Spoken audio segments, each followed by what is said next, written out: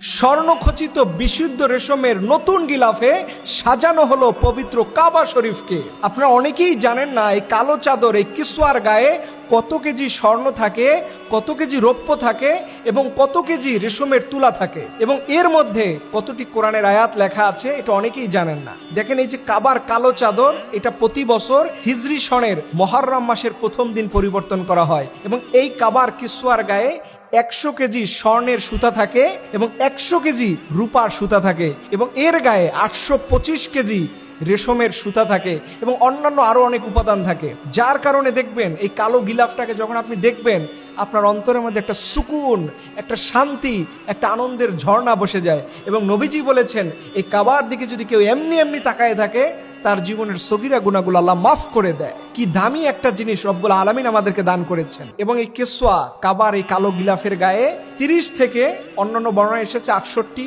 এরকম কম বেশি হতে পারে কোরআনের আয়াত লেখা আছে।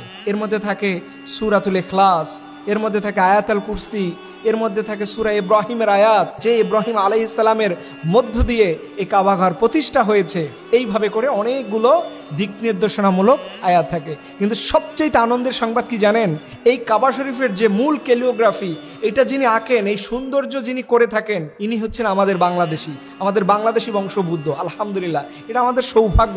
আসলে দেখেন আমাদের দেশের মানুষগুলো পৃথিবীর এমন কোনো দেশ নাই যেখানে তারা কাজ করতেছে না। আজকে কাবার মতো জায়গায় আমাদের বাংলাদেশি মানুষেরা কাজ করে, এটা নিঃসন্দেহে আমাদের জন্য সৌভাগ্য এবং আনন্দের। এর জন্য সবাই আল্লাহর কাছে দোয়া করবেন, রব্বুল আলামিন জীবনে একবার হলেও তুমি আমাদের কাবা শরীফটা নিজ চোখে মৌতের আগে দেখার মতো তৌফিক দান করো। সবাই বলুন আমিন।